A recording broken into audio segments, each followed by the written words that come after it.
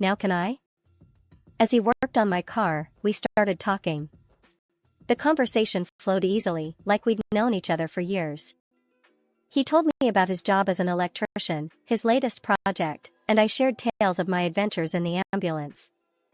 The more we talked, the more I realized how much I didn't want this to end. With a final twist of his wrench, Jack announced, "All done. She should hold up until you get to the shop." I couldn't help the disappointment from seeping into my voice. "Thank you, Jack. I don't know how I can ever repay you." He wiped his hands on a rag, that ever-present grin still on his face. "How about dinner? I know a place that serves the best burgers in town." My heart raced. Was he asking me out? Just like that? "Are you always this forward with women you've just met?" I teased, trying to mask my eagerness. "Only the ones who look like they could use a good burger and some company," he retorted, his eyes twinkling with mischief. And just like that, I found myself nodding, agreeing to dinner with a man who had turned my terrible day into one of the most memorable ones.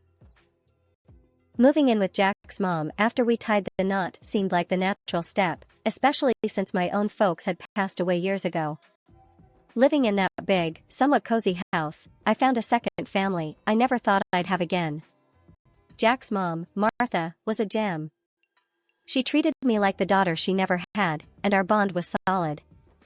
We'd spend hours chatting over coffee, sharing recipes, and just supporting each other through the ups and downs of life. It was comforting, having that kind of connection again. 2 years into this new life, Jack and I welcomed our little boy, Alex, into the world.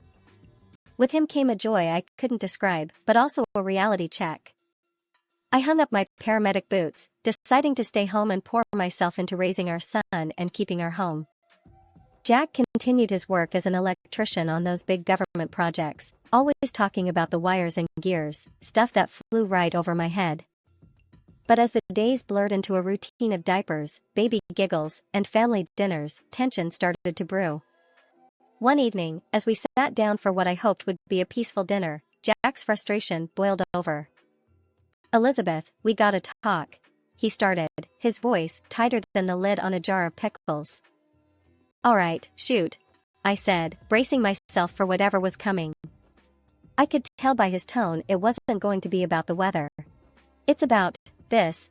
He waved his fork around, encompassing the whole house, our life, me. "Don't you think it's time you went back to work? You're losing yourself here." I felt a hot flare of anger at his words.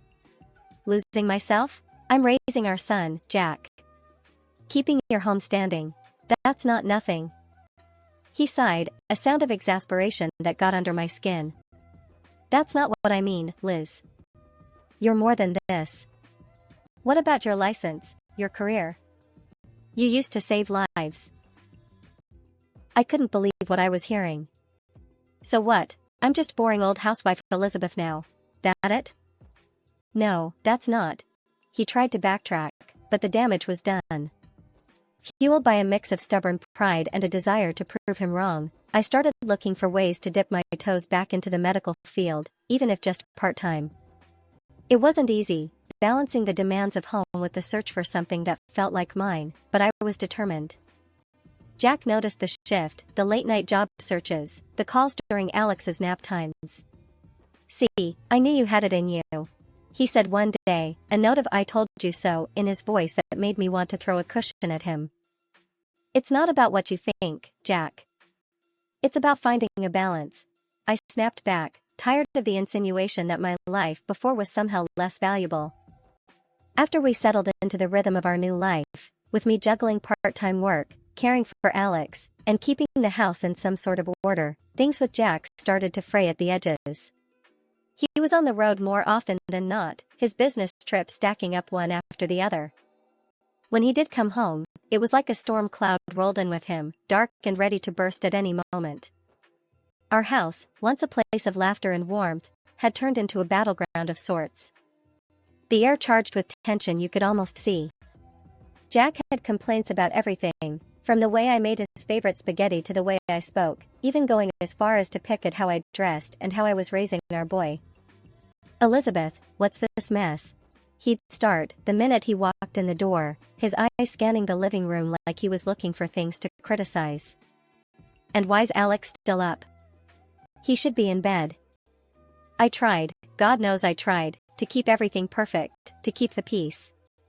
But nothing I did seemed right in his eyes. I'm doing the best I can, Jack, I'd respond, my voice tired from the endless dance of trying to please him. Alex wanted to wait up for you. He misses his dad. Jack's response was always sharp, cutting. Misses me or not, you're the parent here most of the time.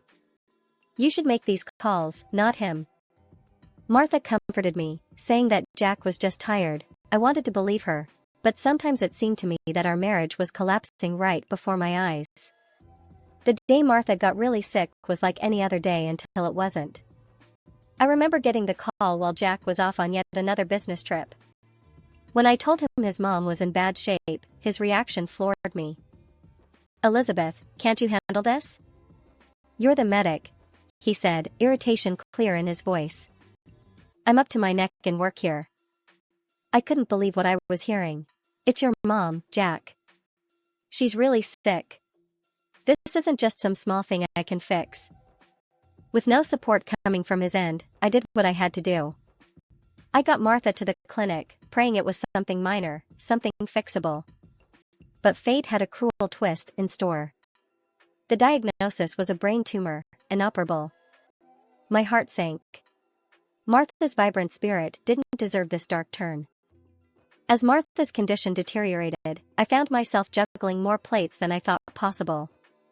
Taking care of her, managing the house, raising Alex, it was a balancing act that left me drained. Through it all, Jack was conspicuously absent, his interest in his mother's health seemingly vanished. Eventually, Martha's care needs became too much for me to handle alone. Reluctantly, I arranged for her to move to a specialized care facility. I visited her as often as I could, Alex always in tow. Those visits were bittersweet. Martha, despite everything, remained the warm soul I'd come to love like a mother. During one of our last visits, she took my hand, her eyes filled with a mix of sadness and gratitude. Elizabeth, thank you for everything. I'm so sorry for how he turned out, she whispered, her voice barely above a breath. Martha, don't. It's not your fault, I replied, my voice thick with unshed tears. But she just smiled, a weary, knowing smile. You'll see, dear. There's a surprise waiting for you, she said, but refused to elaborate. Not long after, Martha passed away. Jack's absence at his own mother's funeral was the final straw.